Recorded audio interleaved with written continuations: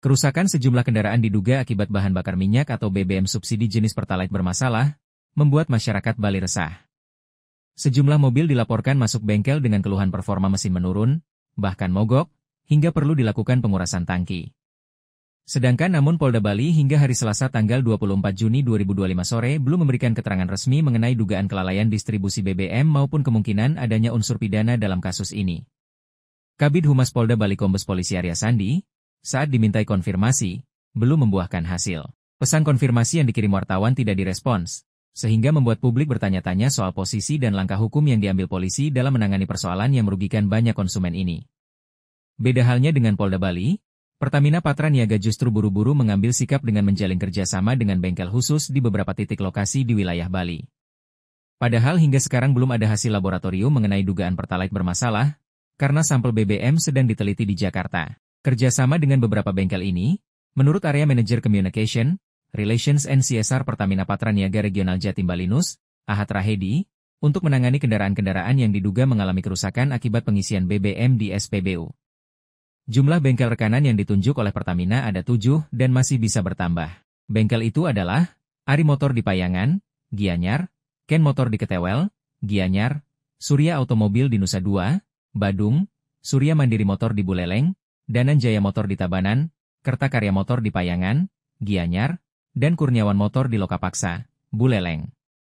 Menurut Rahedi, bengkel-bengkel khusus ini diharap menjadi solusi nyata bagi masyarakat yang mengalami masalah teknis pada kendaraan akibat BBM yang mereka beli. Setiap pengaduan akan ditangani secara profesional dan transparan, sehingga konsumen mendapat kejelasan atas masalah yang dialami kendaraan mereka, sekaligus juga solusinya. Penyediaan layanan bengkel ini juga dilakukan dengan prinsip kehati-hatian dan mengacu pada tata kelola perusahaan yang baik. Segala proses perbaikan hingga pelayanan akan diawasi ketat demi menjaga integritas dan kepercayaan pelanggan. Pertamina juga menyediakan helpdesk atau pos layanan pelanggan yang beroperasi mulai hari Senin tanggal 23 Juni 2025. Saat ini ada 23 titik lokasi helpdesk di SPBU dan masih bisa bertambah. Bagi masyarakat yang mengalami kendala serupa pada kendaraan masing-masing dapat mendatangi helpdesk di berbagai lokasi agar pelaporannya dibantu dengan membawa histori transaksi dan informasi pendukung lainnya sehingga dapat ditindaklanjuti. Masyarakat dapat mengupdate informasi lebih lanjut terkait penambahan lokasi helpdesk dan bengkel rekanan di kanal resmi Pertamina 135 dan akun media sosial Patraniaga Jatim Balinus.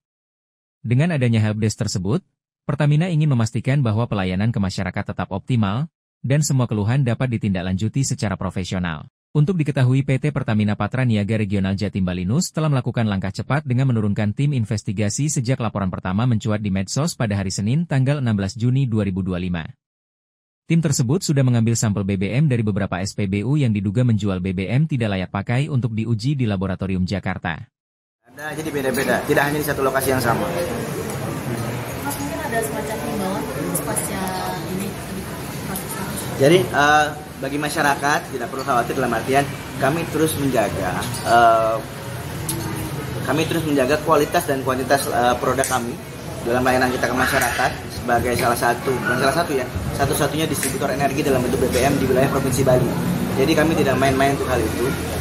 Dan kalaupun masyarakat ragu jika diperbandingkan ya antara jumlah kendaraan yang beredar, tentunya kalau ini kita bicara BBM dipakai oleh semua jenis kendaraan, dampaknya pasti akan lebih masif.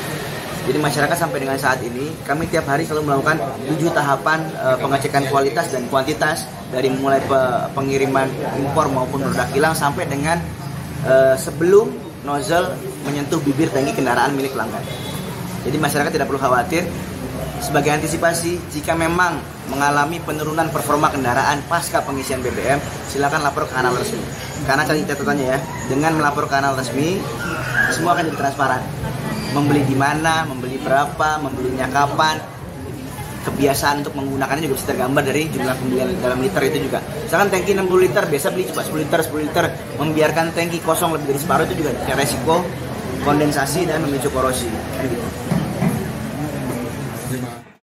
Ya. Itu kalau kita bilang dari kemarin postingan pertama tanggal 16 itu 12 jam setelah postingan kami terima, tim sudah sampai ke bengkel yang pertama, bengkel CAN di daerah Ketewel. Tim sudah sampai sana untuk memastikan ya tadi keluhan tadi bersumber dari mana, termasuk mengambil sampel yang ada di tangki bahan bakar kendaraan dan juga di filter yang diduga menghambat aluran bahan bakar ke mesin gitu ya. sudah kita lakukan. Jadi per hari itu juga begitu informasi kita sampaikan dari media sosial, kita langsung turun ke lapangan. Turun ya. Nanti hasilnya menunggu kapan ya?